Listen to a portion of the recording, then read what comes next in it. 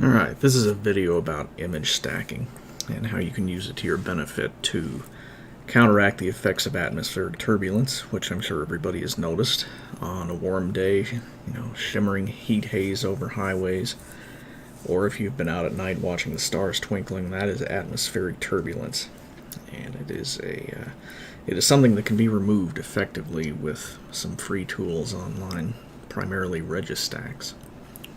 It's a software that's primarily used by astronomers, especially those taking photos of the moon and planets, because you can record a video or simply take a bunch of individual frames of the planet and the moon and load this into Registax, and it will look at each frame, and by using alignment points that you can set either in the software itself or by clicking individually yourself, or just letting the software automatically define what it thinks are the best alignment points, it will effectively create an averaged view across all those frames, which you can then use as a base point to start using its wavelet sharpening tools. And wavelets are amazing things. They can do some remarkable sharpening on images that you may think are blurry or otherwise not usable. This is a photo of the moon, part of a sequence I took a little while ago, about a month ago. And you can see this shimmering effect on the moon as I pan through each frame here, or move through each frame. And that is due to the turbulence in the atmosphere.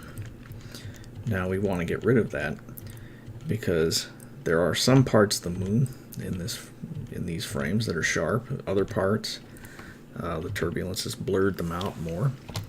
If we look here, if we zoom in, let's take a note of these crater edges here and these mountains. If we step through these frames one by one, you can see how much the distortion changes from frame to frame. And these are being saved every second, so this is how much it changes even over the course of 1 second. But if you watch some of the smaller craters, like this edge right here, in some frames it's sharper than others. And there are features visible in some frames that are almost invisible in others. That's a sharp frame. If we go back one, that one's not quite as good. And anyway, Registax will average out all these values over hundreds of frames, and that gives you a baseline to work with. So let's fire up Registax and load those frames in and go through the process here. So we're going to select, I've already got this folder set up. These are my 200 frames of the moon I took the other day. I'm going to select them all. They're PNG files. Registax can handle a number of formats.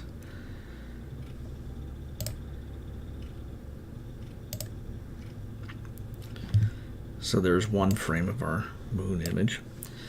First step is to set some alignment points, and in the case of the moon or something that fills the entire frame, I just click set align points and let it do it itself.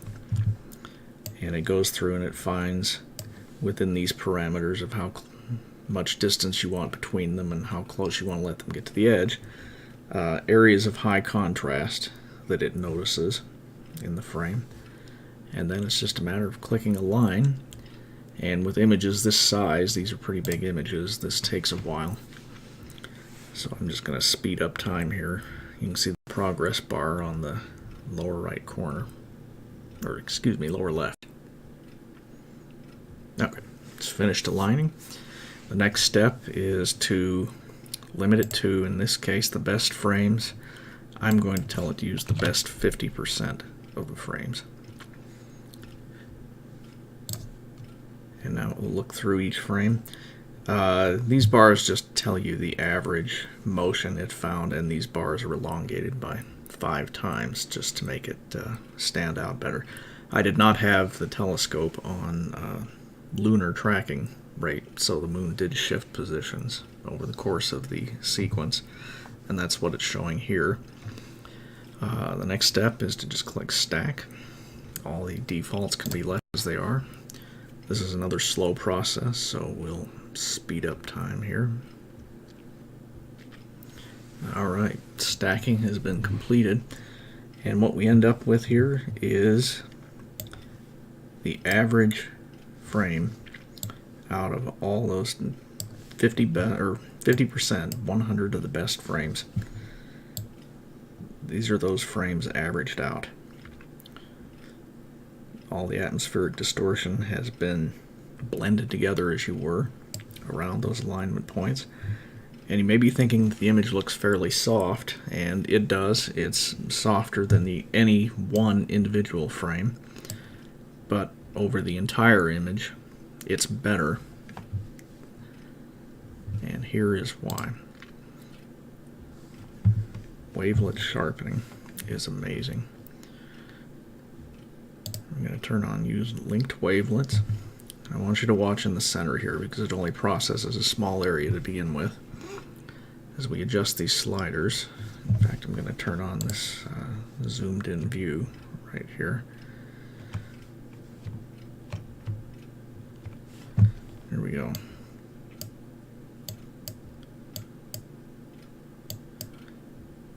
Notice the difference in the center on these guys.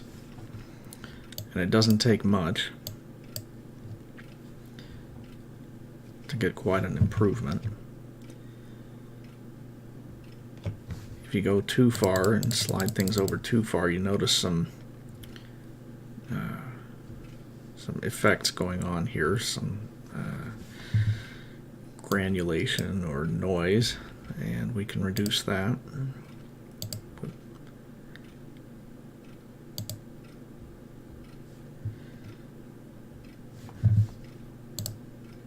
And when you're happy with the overall look,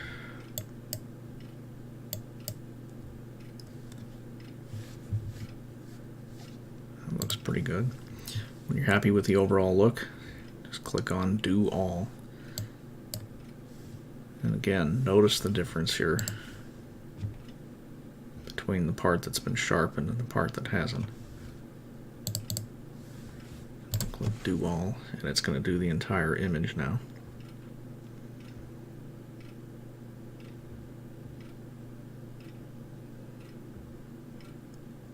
And there you go.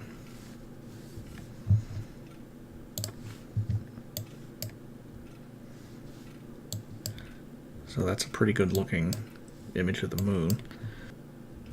Alright, that's one target. Let's do one other one here. On the 21st of April, I took several of Jupiter, and I saved these as movies, AVI movies. And since Jupiter is pretty small in my telescope, this will go really fast. And since there's not much on there to align to, I'm going to manually set some alignment points. I want them right here on the edges on these bands.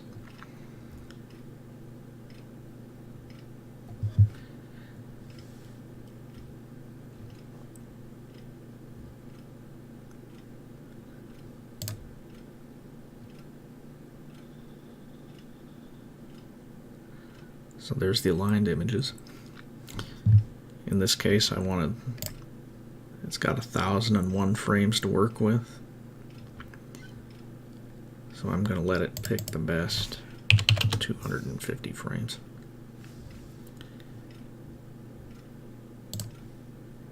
And stack away.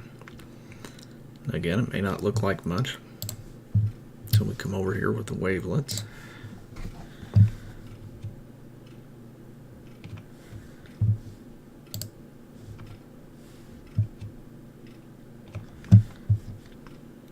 Go.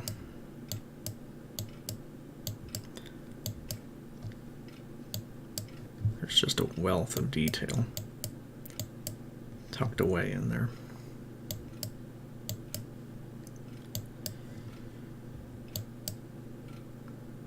And like I say, it's easy to overdo it.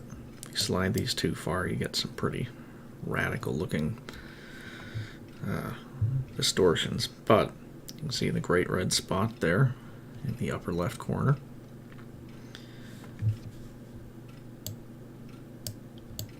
So we'll turn it down to a more conservative amount here. And there you go. There's Jupiter taken through just a 6-inch telescope. And in this case, the bigger the telescope, the better, because your image scale will be larger. That's one thing a refractor like mine is not as good at, because it's difficult to get it up to the magnifications that you can make use of. I encourage you to take a look on YouTube at some image stacking people have done of Jupiter and online elsewhere. In some cases, it rivals Hubble Space Telescope quality if they can get a steady evening and then use this technique after recording thousands of frames. The sharpness can indeed rival Hubble Space Telescope. But it's not only useful for nighttime shots. It can also be used in the daytime. And so let's try some of these. Alright, this is Farnsworth Peak. This is the mountain with all the TV antennas and other transmitters on top of it that is used in Salt Lake City. There are several TV stations, FM radio stations, etc. All have their masts and operations buildings up on top. And so it too is a good target for image stacking, because just like in the image of the moon, you can see the same kind of atmospheric distortions going on. And there are some areas where parts of the frame, in this case, watch the dish here. There are thin vertical gaps in there. Some cases, like that frame, you can see it pretty well. Others less so. There's a very good frame. So we're going to do the same routine. We're going to let it auto set the alignment points, because there's a full image of things for it to choose. You can see it couldn't find any up here in the sky, and it's fine. And we're going to tell it to align them. These aren't quite as large, so it should go a bit faster. Alright, and we're going to limit it to the best 100 out of 200 frames. And let it stack. Okay. And once again, anything in motion like this windsock up here is going to have some artifacting around it, or like this one here. In some frames it was straight out, other frames it wasn't, so it's kind of half and half. It's Schrodinger's windsock, as you were. Same routine. Turn on the wavelets. Find a nice area to zoom on. Now, even before we sharpen it, look how clearly we can already see all these slats in the roof. And the other area to watch is down here on these paneled sides here, these aluminum sides and roof. Watch as we sharpen those.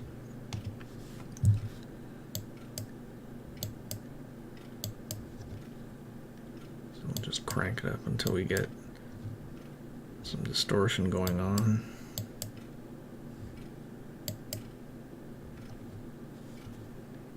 Might be a little much.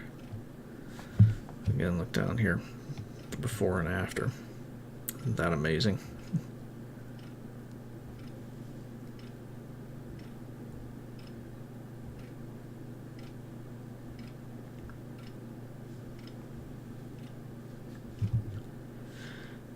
So when you're happy with it, do all, and there you go.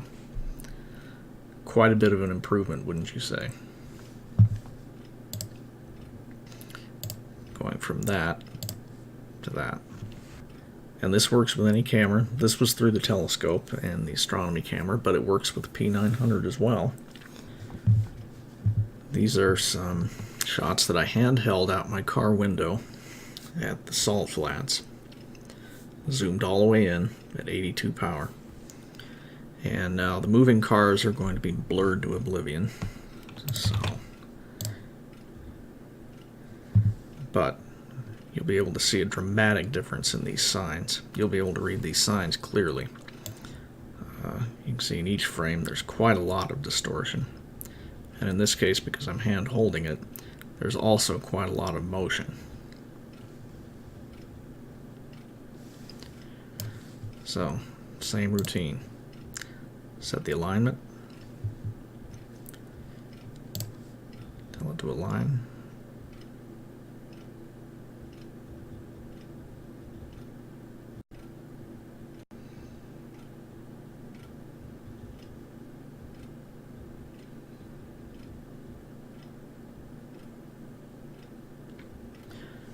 Now in this case, since the distortion is going to be the same everywhere, being this zoomed in and in broad daylight, the distortion is happening everywhere, so I'm going to tell it to use all 100 frames out of 100. There's no point in trying to keep some out because they're all going to be equally bad. So there's the general motion it saw as my hand moved holding the camera. Tell it to stack. And there's our average frame. And like I say, notice that you can read the signs now. Traffic, as I said, is blurred wildly. But again, we can go over here to our wavelet sharpening. Turn it up. Notice on the streets, or the speed limit sign there. In this case, it's pretty blurry, so we can be a little more aggressive with it. And then hit do all.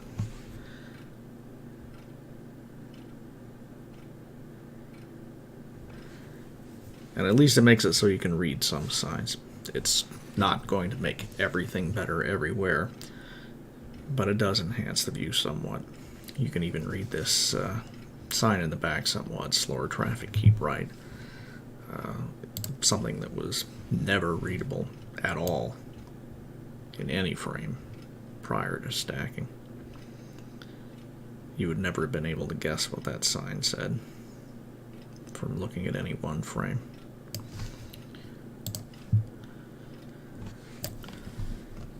Alright, and there's one last one I want to do.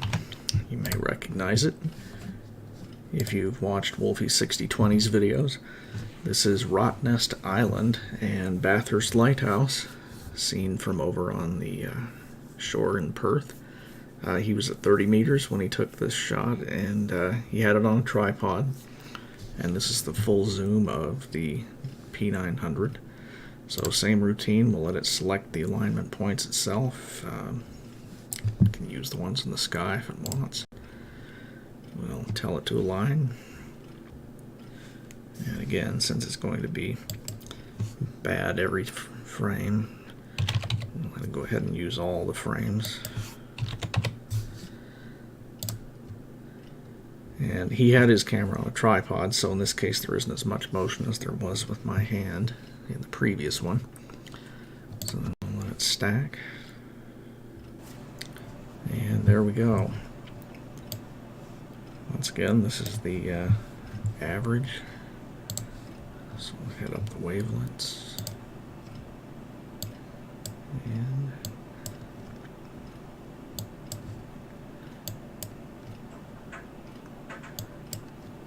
just like before, we need to drop the noise just a tad. Yeah, looks alright. Hit do all. And there we go. Not much improvement, not as much as others, but still some. And anyway, that gives you a good idea of what can be done and what limitations there may or may not be, depending on how you shoot and what you shoot, depending on how much turbulence you're zooming through. Anyway, I hope you found this useful, and give it a try. Registax is completely free. It can read quite a number of formats, especially if you can get the individual images down to still frames. And yeah, have fun. And thank you for watching, and I will try to come up with something else soon.